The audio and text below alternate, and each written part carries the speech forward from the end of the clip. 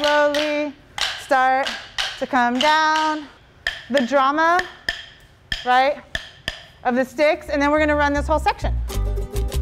This whole project, the goal was to start off in 2020, have it a full premiere 2022, but you know, the pandemic pushed a lot of our plans down the line.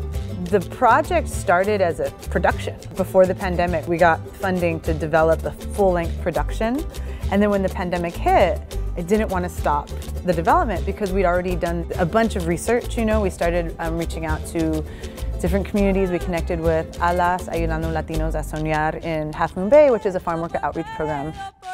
Developing that relationship, you know, wanting to get to a place where we were invited into the space, not just showing up for a week and saying like, let us interview you, we'll pay you. So it was about a year of just volunteering. We did a donation drive, and then we were invited to perform. So I took a few tap dancers, we took our tap boards, put them on the fields, and we danced and gave a little history of tap dance and gave some context to what we were doing. And it was really through that that we started kind of building this camaraderie and learning, understanding about the work, learning and understanding about the history of each person. From there, we were invited to use the land of one of the farm workers. Because by that point, we were heavy in the pandemic and decided we needed to keep this project going.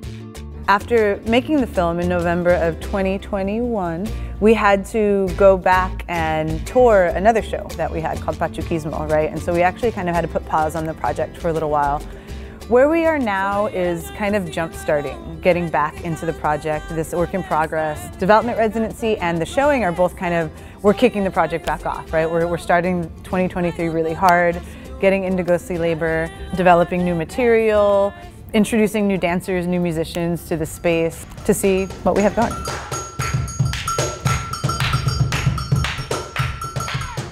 Ghostly labor has been such a collaborative effort between not just Vanessa and the dancers, but also with the musicians. La Mezcla, just like the name itself, it's a very well done name, very well thought, because just within myself, I am also a mezcla of so many different genres and artist forms as well. It is definitely a representation of the farm work, but at the same time, the work of the woman.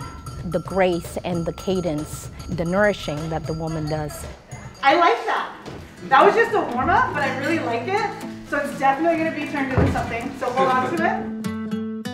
When I first started thinking about this project, it was really the stories of my family, not just farm work, but also just labor. I come from a long line of farm workers and laborers in many, many different forms of labor. I'm really proud of that. I think it's the work ethic and the perseverance has been passed down from generation to generation. And then with that, the long line of domestic workers, their stories, their hard work. We needed to highlight the stories. We needed to give a platform for their voices to be seen.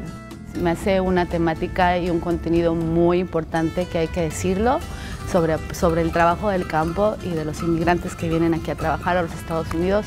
Creo que también es muy bonito como rendirle un homenaje a ellos, ¿no? Por medio de la música, por medio de la danza.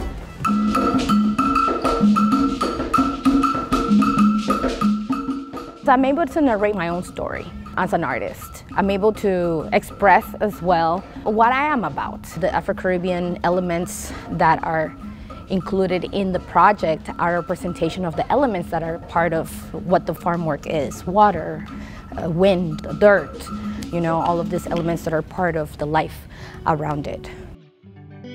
It's very community driven, and even from the beginning, it's not just setting music and choreography, there's a lot of intention behind it. It's been like a whole new world, which has been really fun to explore.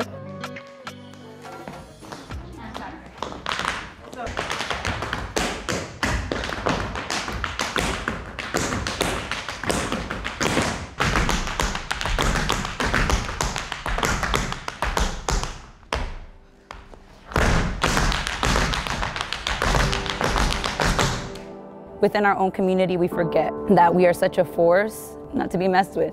There's a moment in the pieces where, you know, they're one by one start joining into this, you know, beat. For me, it kind of represented when somebody starts a resistance and then everybody's like, oh yeah, like I'll join in too. To feel that little bit of fire within you, to be like, I can do something new. It's crazy because we really started out with the film. I think I was like 11, 12 minutes of like choreography and music. And now to see it, first of all, on the stage, actually see it come together as a theater piece, like a whole concert dance piece, it's been cool. And also, just the amount of material that we've generated this week, it's pretty crazy. It's like more than we've ever done in the whole 2 years that we've been working on the show.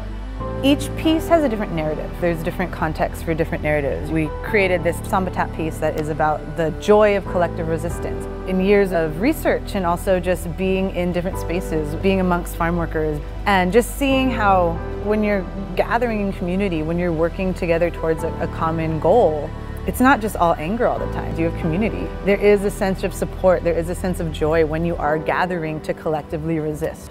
In the pieces, it's not only like that is inspiring the rhythm, yes, but also it has to be performed in that context. It has to come out, it has to be shown.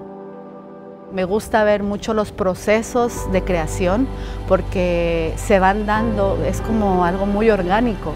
No hay nada forzado, se van dando las ideas, se va encontrando la gente con la que quieres colaborar y es como algo muy natural, se va dando muy natural y me encantan esos procesos creativos.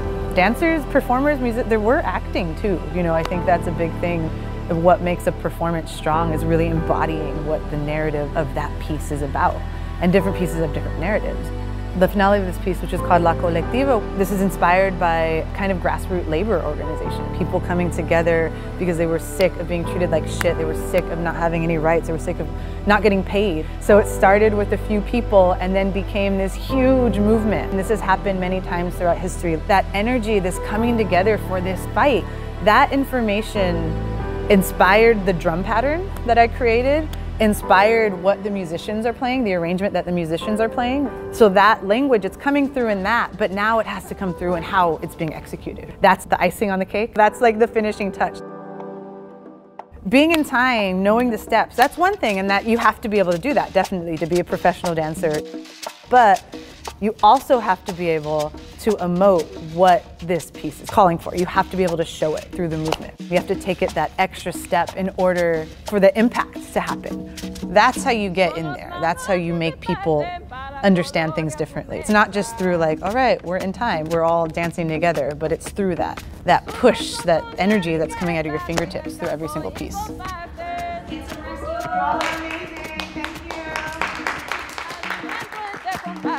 Sabor de naturaleza.